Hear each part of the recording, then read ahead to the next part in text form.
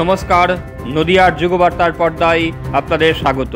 বিয়ের বাকি হাতে মাত্র দুদিন, তার আগেই দুই বন্ধু মিলে গিয়েছিল গঙ্গায় স্নান করতে নেমে তলিয়ে যায় একজন, অপরজনকে উদ্ধার করা গেলেও আর একজন তলিয়ে যায় গঙ্গার জলে। ঘটনাটি কল্যাণীর চরসাটি গঙ্গার ঘাটের। ঘটনায় শোকের ছায়া পরিবারে।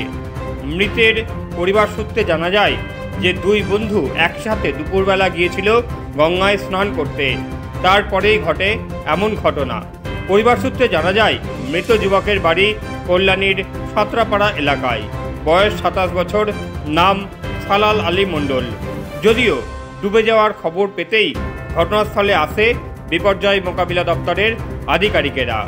শেষ খবরে জানা যায় যে দীর্ঘক্ষণ খোঁজাখুঁজির পরেও যুবকের মৃতদেহ পাওয়া যায়নি, তবে তল্লাশি অভিযান চলছে।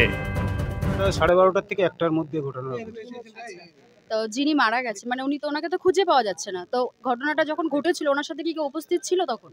উপস্থিত বলতে ওরা দুই বন্ধু এসেছিল এখানে স্নান করতে।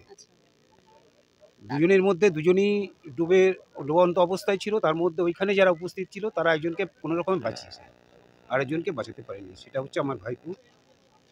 সে ওনার বাড়ি কোথায়? সাঁতরাপাড়া, কল্যাণী সাঁতরাপাড়াতে।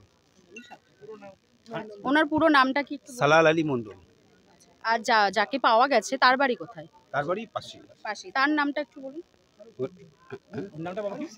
ফারুক শেখ। আমার নাম মনসুর আলী মণ্ডল, ওনার জ্যাঠা।